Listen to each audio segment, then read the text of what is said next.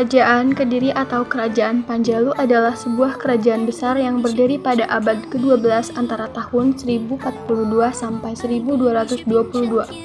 Kerajaan ini merupakan bagian dari Kerajaan Mataram kuno, Kerajaan Kediri bercorak Hindu. Sejarah berdirinya Kerajaan Kediri diawali dengan perintah Raja Erlangga yang membagi kerajaan menjadi dua bagian, yakni Jenggala atau Kahuripan dan Panjalu atau Kediri, yang dibatasi dengan Gunung Kawi dan Sungai Brantas. Tujuannya supaya tidak ada pertikaian. Kerajaan Jenggala atau Kahuripan terdiri atas Malang dan delta Sungai Brantas dengan pelabuhan Surabaya, Lembang, dan Pasuruan. Ibu kotanya Kahuripan.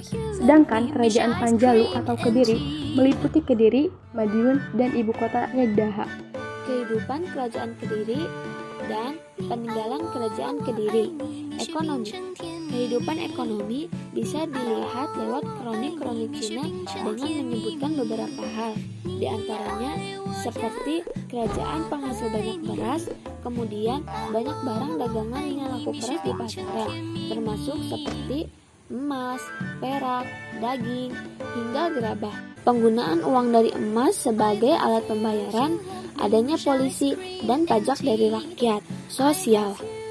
Masyarakat Kerajaan Kediri tidak menganut sistem kasta meskipun penganut agama Hindu, sesuai yang tertuang di Kitab Lugbaka. Kitab ini juga menyebut bahwa tinggi atau rendahnya martabat seseorang tak dilihat dari dasar keturunan dan kedudukan, melainkan dilihat dari tingkah laku seseorang tersebut. Kehidupan politik. Raja Bameswara menerapkan lencana kerajaan berupa tengkorak bertaring di atas bulan sabit dan disebut dengan Candra Kapala. Peperangan menjadi cara berpolitik dalam perebutan kekuasaan di Kediri, hingga muncul Jayabaya yang merubah semuanya. Apa saja peninggalan Kerajaan Kediri?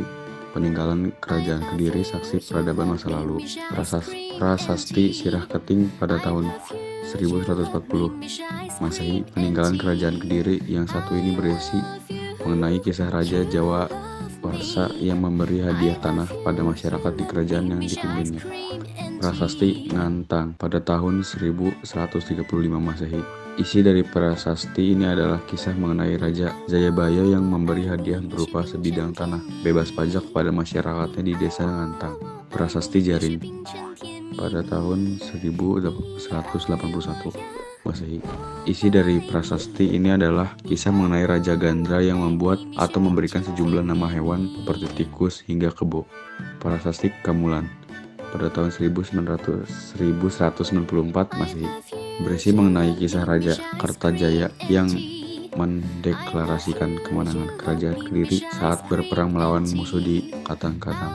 Dan berikut ini adalah raja-raja Kerajaan Kediri, yaitu ada Sri Samarawijaya pada tahun 1042 sampai 1044, Sri Bameswara pada tahun 1117 sampai 1135, Sri Jayabaya pada tahun 1135 sampai 159, Sri Ariweswara pada tahun 1169 sampai 1181, Sri Gandra pada tahun 1181 sampai 1184, Sri Kameswara pada tahun 1184 sampai 1194, Sri Kertajaya pada tahun 1194 sampai 2002.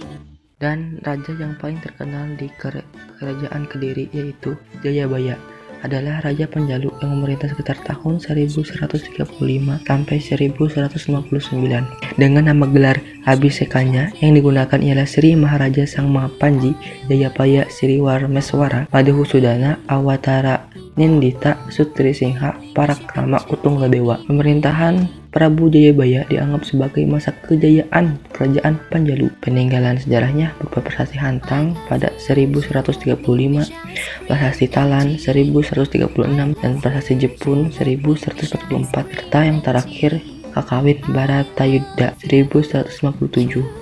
Jayabaya. Penyebab runtuhnya kerajaan Kediri, peperangan antara Panjalu dan Jenggala tetap terus terjadi selama 60 tahun berlalu. Penyebabnya, kedua anak Airlangga sama-sama merasa pantas mendapatkan tahta sang ayah. Hingga pada akhirnya Jenggala mampu memenangi perang. Namun, Panjalu yang sukses merebut seluruh tahta yang dimiliki Airlangga. Kemenangan Panjalu membuat ibu kota kerajaan dipindah ke Kediri, dan pada akhirnya Panjalu lebih dikenal ketimbang Kediri. Setelah berdiri nyaris 2 abad, kerajaan Kediri mulai menemui titik lemah setelah terjadinya perselisihan antara Raja Kertajaya dan kaum Brahmana. Sri Maharaja Kertajaya berkuasa sejak 1194 sampai 1422.